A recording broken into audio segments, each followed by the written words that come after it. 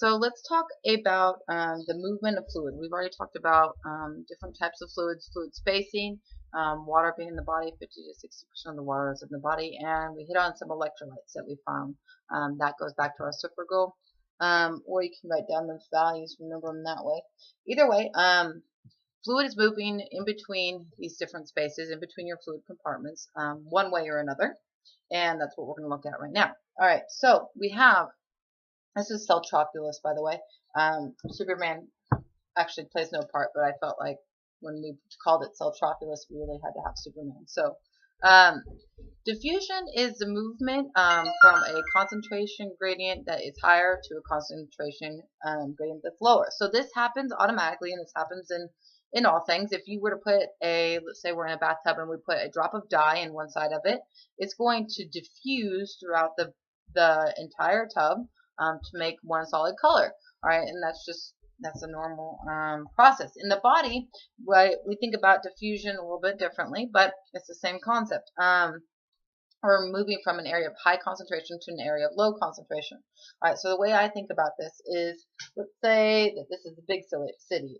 We're just going to call this, LA. All right, so since it's LA, we have these big, ugly smoke clouds. All right, actually what this was initially a cell, but either way, we have a buildup of smog and people, and it's just a high concentration gradient. So what happens? People end up getting sick of that, the overpollution. They end up getting sick of being around tons of people and not having any front or backyard. So they move from that area of high concentration to an area of low concentration. Rolling hills, little farmhouse. There's cows out here. And it's just a natural process. It doesn't really require any energy at all. They just move from an area of high concentration to the mountains, where it's a little bit more peaceful. Now, let's say we have somebody who, a lady with 20,000 pairs of shoes, okay? And we have to move her from LA to, a smaller town, something out in the mountains, okay? So we have to move her all the way from here to here, and she's got like 20,000 pairs of shoes. At this point, we're going to call it facilitated diffusion, which basically means we're going to need helpers to be able to move this. Now, it's not the same as active transportation, so don't get confused there.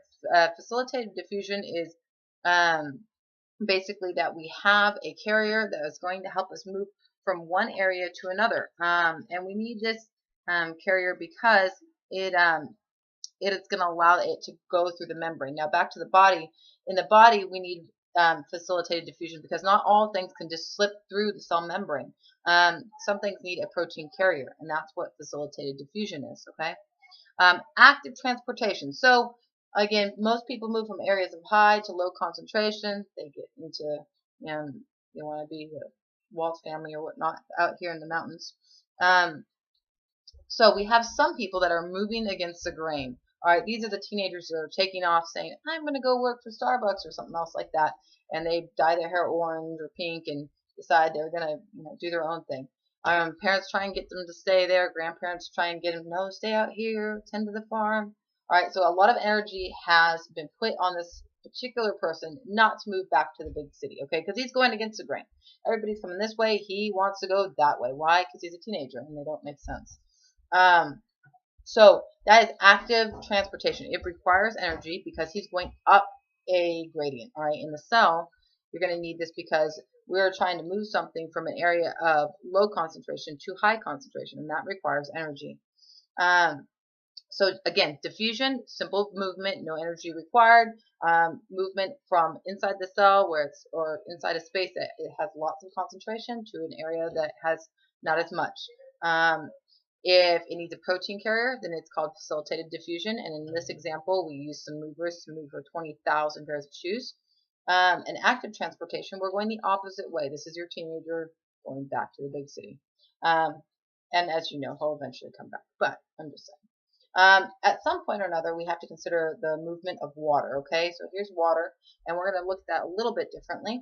The movement of water is osmosis, as you might know already. And again, some of this is all too familiar to most of you. So osmosis is the movement of water. Now, this is a little bit different. I want you to think of the membrane as where we were looking at it before, some things could go through the membranes to include solutes, particles, proteins, whatever the case may be, and some things couldn't, and that's when you need facilitated diffusion. Here, we have a semi-permeable membrane that no solid other than water can move through, okay?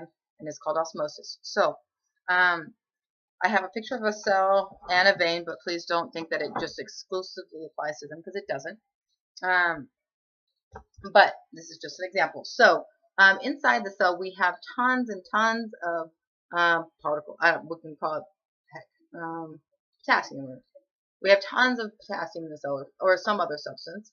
All right, outside the cell, we only have 1 or 2 or 3 or 4.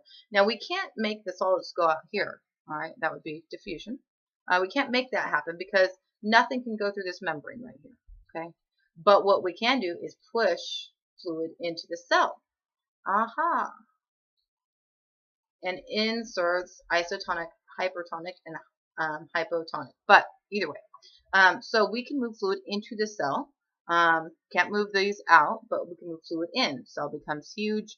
All right, that is osmosis. All right, so osmosis is the movement of water. All right, to an area of low concentration to an area of high concentration, because we can't get this out. Again, I can't get this out, but I can put water in to dilute it, and that's what we're trying to do here. We're trying to create balance, homeostasis, right? All right. So just think of it a little bit differently than the other one. All right. Think about it like a cell.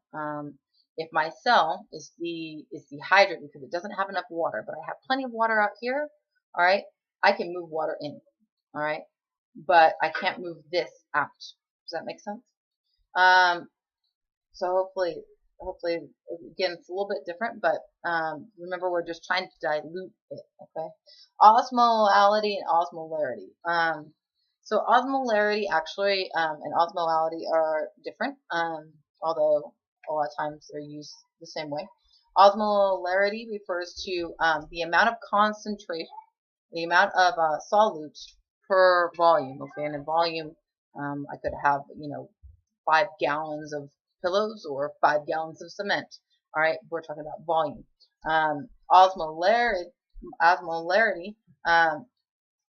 refers to osmolality refers to it by weight. So again, our 5 tubs of cement is going to be much heavier than our 5 tubs of pillow feathers. And when we look at the human body and we look at urines and things of that nature, we're using the amount of solute by weight. All right. So when we look at that, our normal range is about, for urine, it's about 100 to almost 1300. And in the plasma, it's about 275 to 295 for that osmolality. Now, we have osmolality and osmolarity, but again, just kind of focus on this one. We don't care as much about the other one. And we have osmosis.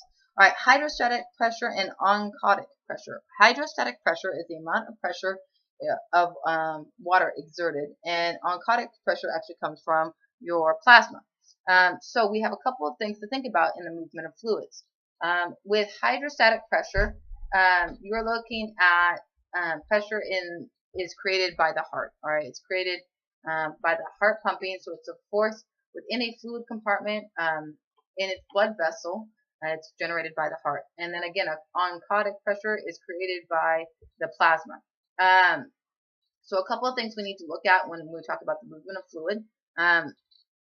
We have to look at the capillary hydrostatic pressure. What does that mean? That means we have to look at how much hydrostatic pressure is being exerted into the plasma. So let's just think about this as plasma. Actually, yeah, we'll think about this as plasma. All right, how much pressure is being exerted into your plasma? All right, and how much pressure is being exerted from your plasma in? So basically, this is the war of the pressures. Okay, we have hydrostatic pressure, which is generated by the heart, and that's pushing. And then you have pressure coming from your plasma, and that's also pushing. All right. The other things that you need to think about is your interstitial, and we talked about that earlier, the pressure coming from in between your cells. Interstitial pressure and interstitial oncotic pressure, or plasma in between the cells coming in. So what happens? These, we have to battle between hydrostatic and oncotic pressure to figure out where we're going to push this fluid. Naturally, if we have a whole bunch more fluid, let's say we have a whole bunch more fluid going towards our interstitial cells. So this is our blood pressure. It's going in. So where is all that fluid going to go? Well, I tell you what, it's going to go in between the cells. Guess what that causes? Edema. All right. So fluid shifts occur because we have one type of pressure that is more than the other, right? And that's going to move your fluid. Now you have three different types of fluid spacing. The first spacing describes normal distribution. So basically your interstitial and your extracellular and intracellular pressures are the same. You have second spacing, which is abnormal accumulation of the interstitial fluid. That's edema, so I pushed all that pressure into my interstitial spaces. Or you have third spacing, where it's basically like just my arm is swollen, or just my foot is swollen, all right? This is accumulation in a portion of the body in which it's not easily easy to exchange, all right, with extracellular fluid. So like just my fingers swollen, okay? So those are the different types of things we need to look at. To recap, we have got diffusion, all right, which is a movement from an area of high concentration to low concentration. We have active transportation. That's your teenager trying to run the opposite direction, going towards the big city against the concentration. All right, he's going from an area of low concentration to high concentration. Going to require ATP. You have active and you have facilitated diffusion, which is the movement of the lady with her 20,000 shoes. All right, it's this big thing that's trying to come into the cell, and it's going to need that protein carrier to help get into the area it wants to get into. Osmosis is the movement of water. Again, we can't move the solid, but we can make a diluted substance. All right, when fluid moves into a cell, all right, fluid moves into a cell, it's hypertonic. Hypertonic makes the cell smaller. Hypotonic makes the cell larger. So think about hippopotamus. A hippopotamus is very large, and a hyper person is much smaller. So hypotonic solution makes fluid move into the cell. Hypertonic solution makes the fluid in the cell come out of the cell, dehydrates the cell, and makes the cell skinny. All right, so hyper people are skinny. Hippopotamuses are a little bit larger, and isotonic, isometric, isotonic, it means the same. All right, so it's the same inside as it is outside. That's your normal saline 0.9 sodium chloride. So anyways, I hope that helps. And again, this can be a little bit confusing, but remember that we're battling between the pressures, all right, hydrostatic, interstitial, and oncotic pressures here. Whichever pressure is more wins, okay? And then depending on that is whether or not you'll have edema or not edema. All right.